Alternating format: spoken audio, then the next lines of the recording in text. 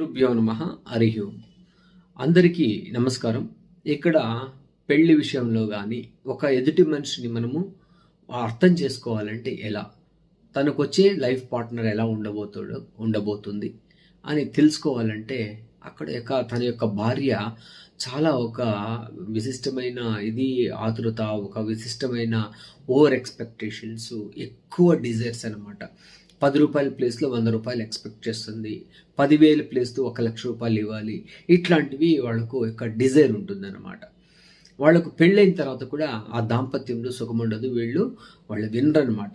అది ఒక రకంగా అది చాలా విపర్యాసమైన అది ఒక సంయోగం. దీంతో టూకీగా చెప్పడానికి మాత్రమే నేను ఇష్టపడతాను. దాన్ని ఇన్డెప్త్గా చెప్పడానికి నేను ఇక్కడ ఇష్టపడను.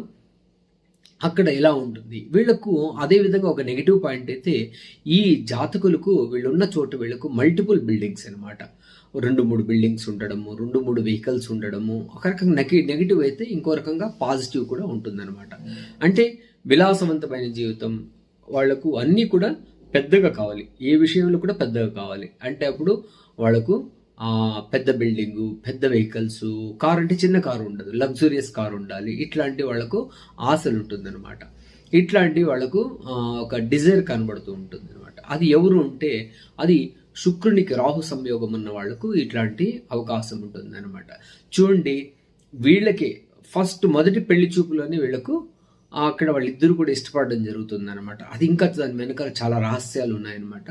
ఆ రహస్యాలు కూడా తెలుసుకోవాలంటే ఎవరైనా ఇంట్రెస్ట్ ఉంటే మమ్మల్ని సంప్రదించవచ్చు. అది లైఫ్లో కూడా ఎలాంటి బాధలకు తీసుకెళ్తుంది, ఎలాంటి విపర్యాసాలకు తీసుకెళ్తుంది కూడా మనకు అర్థమవుతుంది. అక్కడ నిదానంగా దాన్ని అర్థం చేసుకోవాల్సిన పరిస్థితి ఉంటుంది. అది ఎవరు తెలుసుకోవాలంటే మమ్మల్ని సంప్రదించవచ్చు. మ్యారిటల్ లైఫ్లో కూడా డిస్టర్బెన్సెస్ ఉంటుంది అనమాట వీళ్ళకు.